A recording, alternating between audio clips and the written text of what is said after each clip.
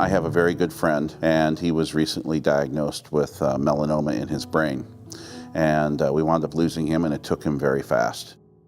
We watched him suffer with this, and in my generation here, we're all in our 50s, we all decided that we needed to be more adequately cancer screened, and we all went and saw the dermatologist. As I was leaving the dermatologist's office, I said, I have this red mark on my nose, which I really thought was a pimple. And I said, I've been fighting it for a while. And he looked at it and he decided that that required further examination. So they took a biopsy, and a few days later, I got a phone call saying that it had tested positive for squamish, and I needed to come in for a consultation. And at first I tried to avoid the consultation, saying, you know, I'm going to have you treat it. But you know, the doctor pretty much insisted I come in, and went through the various treatment options.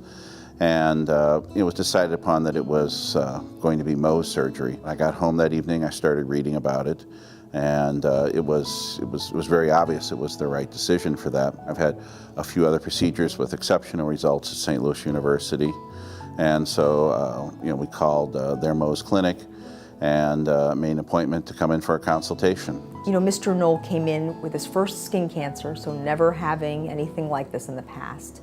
And when he first came in, there were appropriate questions about what the procedure was, what we were going to do, what the downtime was. And we really together went through all of that and made sure to answer all of his questions so that he really felt good about the decision that we were making in terms of proceeding with Mohs surgery.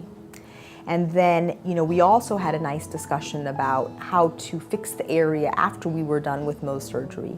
And so we went through all of his options and what the potential scar would look like, who would do the surgery. And so we had a really nice discussion on all of the aspects of the skin cancer treatment. About a week and a half later, I went in for the surgery. So Mohs surgery really is an all-day event. I was amazed when they were doing the surgery. You know, you're numbed up. You're in a reclining chair, you're comfortable. We did get all of Mr. Knoll's skin cancer removed, which is, you know, a very gratifying thing for both him and I.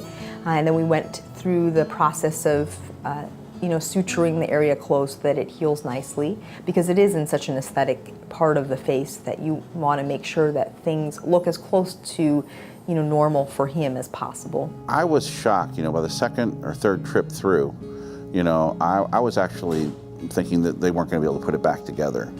I was going to think I was going to have to go off the plastics, you know, it was going to be, you know, regrowing skin somewhere else on my body, but their techniques of stretching and pulling, I mean, they do know what they're doing. His post-operative course was, you know, very normal. You know, just watching him heal over the past several months, it's been really gratifying to see, you know, taking an area of skin that's completely missing on the top of your nose to someone that if you looked at him casually with a conversation, you may not notice he's even had anything done.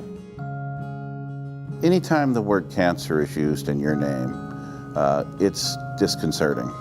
I have had some friends that have had these you know, basal cell cancers and not understood, you know, thought that they were having a life-threatening action. So as a patient standpoint, I think it's very important to question and understand exactly what they're telling you and what the prognosis is. I'm grateful for the care I get at SLU. I'm grateful for Dr. Bashad. She's an exceptional surgeon and an exceptional person. She really cares. I mean, she is kind and bright when you see her, and you know, it's very apparent she really cares.